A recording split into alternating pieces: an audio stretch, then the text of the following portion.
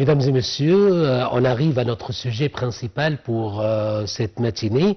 Alors, par consensus arabe, l'Égypte et les Émirats arabes unis ont obtenu leur adhésion au Conseil exécutif de l'Organisation des Nations unies pour le tourisme pour la période 2025-2029.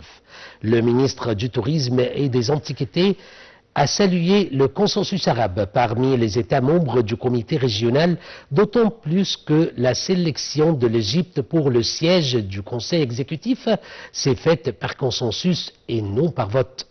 Le ministre du Tourisme et des Antiquités a souligné que l'Égypte fera de son mieux après avoir assumé ce poste important et que l'Égypte ne représente pas seulement les États membres, mais représente également la région du Moyen-Orient.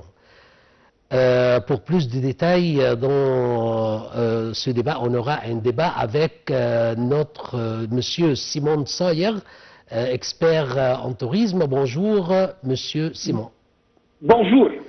Alors, je vous souhaite au début une très bonne journée. Merci à vous de même.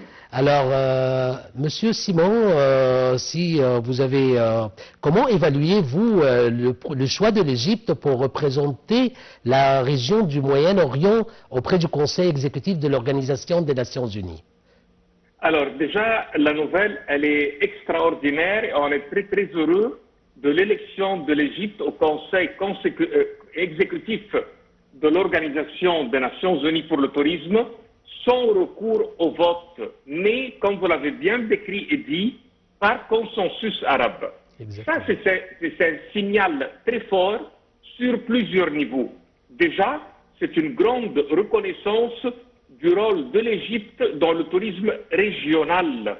L'Égypte est l'un des leaders historiques du tourisme dans le monde arabe et au Moyen-Orient, et son importance culturelle, archéologique et balnéaire en fait un acteur incontournable du secteur.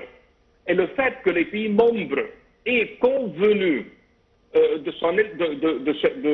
notre élection, ça montre que nous, on est perçus comme un pilier fiable et influent pour représenter la région. Aussi bien, c'est une démonstration de solidarité arabe et d'unité régionale, car dans un contexte où les relations diplomatiques entre certains pays arabes peuvent parfois être tendues, ce consensus illustre une volonté commune de coopération et d'entente, plutôt qu'une élection divisée par des votes et des oppositions. Alors les États ont choisi une approche constructive et unie, ce qui renforce la crédibilité de la région sur la scène internationale.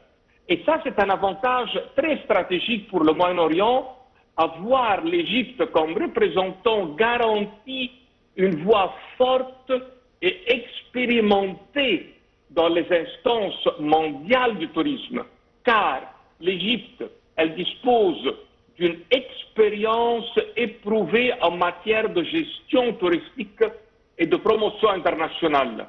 L'Égypte a une capacité de négociation reconnue pour attirer les investisseurs étrangers et promouvoir les programmes de développement. L'Égypte a une influence diplomatique régionale qui peut toujours faciliter les accords entre pays arabes et avec des organisations internationales. Alors, ça c'est un renforcement des ambitions touristiques régionales et une meilleure coordination des stratégies touristiques entre les pays arabes.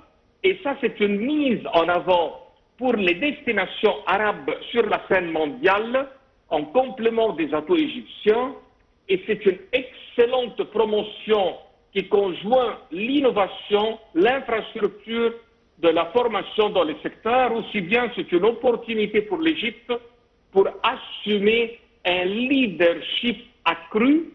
Ça, c'est promouvoir toutes les initiatives régionales pour attirer les touristes.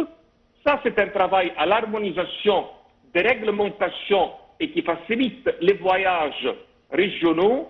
Et ça représente tous les besoins et défis spécifiques des pays arabes dans les secteurs comme la digitalisation, la formation, la diversification des marchés.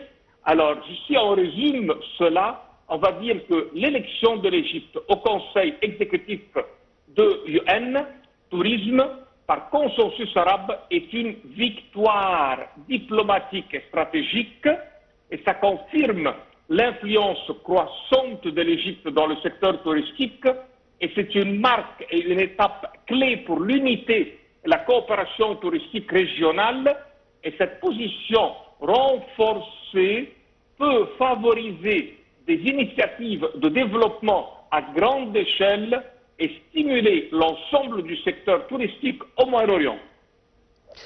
Monsieur Simon, alors, de votre point de vue, quelles sont les activités ou les principales activités avec lesquelles l'Égypte entamera son mandat?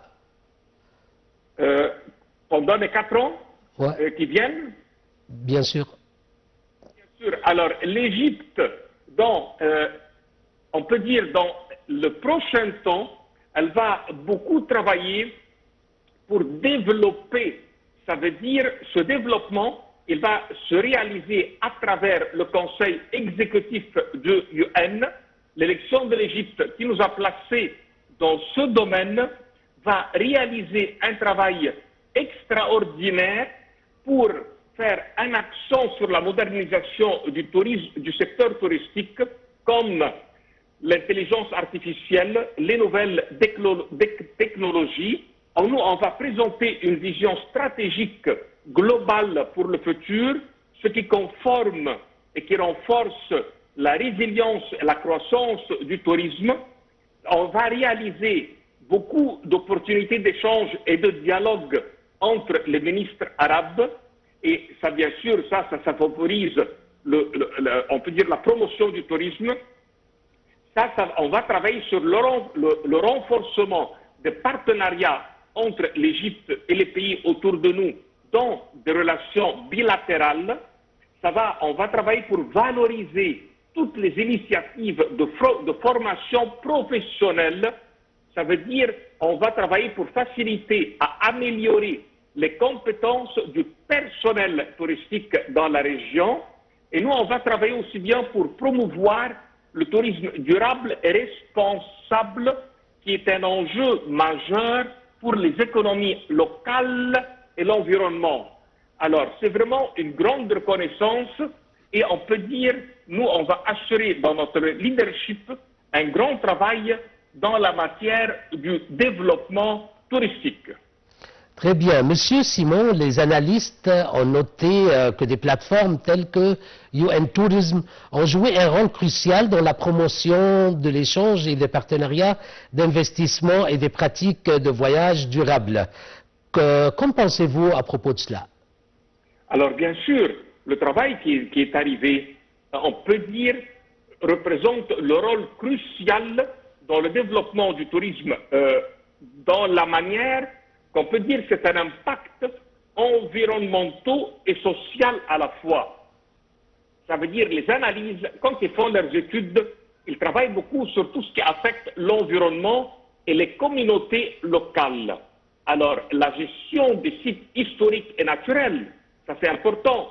Puis vous avez bien sûr un autre impact sur l'infrastructure hôtelière, ça veut dire les ressources en eau et en énergie. Et puis, vous avez un autre effet du tourisme sur les populations locales dans la matière d'emploi et le coût de vie.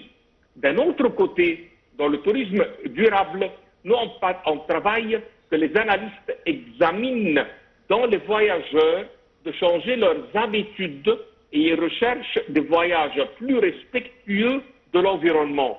Aussi bien, il y a toujours le travail à leur travers pour réaliser des expériences culturelles authentiques et locales. Aussi bien, ils travaillent beaucoup, les analystes, pour créer et réaliser les séjours qui sont basés sur l'écotourisme et la réduction de l'empreinte carbone, ça veut dire tourisme vert. Aussi bien, il y a un grand travail à travers eux pour faire la promotion de l'hôtellerie que nous on appelle éco-responsable. Ça veut dire les hôtels qui utilisent les énergies renouvelables. Et puis, il travaille aussi sur l'intégration du tourisme communautaire, car c'est là où il y a un grand bénéfice et un grand profit aux populations locales. Et à ne jamais oublier le développement de la politique de taxation et de subvention pour encourager les pratiques éco-responsables. Et encore, il y a beaucoup plus, parce qu'il y a le travail à utiliser les nouvelles technologies pour un tourisme plus vert. Ça veut dire grâce à l'intelligence artificielle, les analystes prévoient l'afflux touristique et ils travaillent sur éviter de faire ce qu'on appelle une surfréquentation de certains sites. Ils travaillent pour optimiser les transports et la gestion des ressources pour réduire la pollution. Aussi bien, ils travaillent sur le développement des plateformes numériques pour promouvoir les circuits éco-responsables. À ne jamais oublier que tout cela, on peut dire, nécessite de créer des régulations adaptées au secteur touristique, à intégrer des normes internationales de tourisme durable et à planifier des projets de conservation des sites historiques et naturels. Et ça va nous ramener à évaluer toujours d'une façon continuelle les résultats et ajuster. Par exemple, on travaille sur la réduction des émissions CO2 dans le secteur touristique. On travaille sur évoluer l'emploi local dans le tourisme durable. On travaille sur l'impact de la qualité de vie sur les populations locales. Alors, le travail des analystes, il est essentiel pour orienter le tourisme égyptien vers un modèle plus durable en combinant les données, les prévisions et recommandations. Cela permet aux autorités et aux entreprises de prendre des décisions stratégiques qui équilibrent la croissance économique en préservant l'environnement. Alors, on peut dire, le grand exemple concret en Égypte, ça c'est chez nous, le développement du tourisme éco-responsable à Siwa et dans la mer Rouge, où les analystes aident à mettre en place des politiques de préservation des récifs coralliens et de l'utilisation des ressources naturelles. Monsieur Simon Tsaïr, vous êtes un expert en tourisme et je vous remercie infiniment pour votre intervention. Mesdames et messieurs, c'était la fin de notre programme Bonjour l'Égypte. Je vous remercie pour votre attention.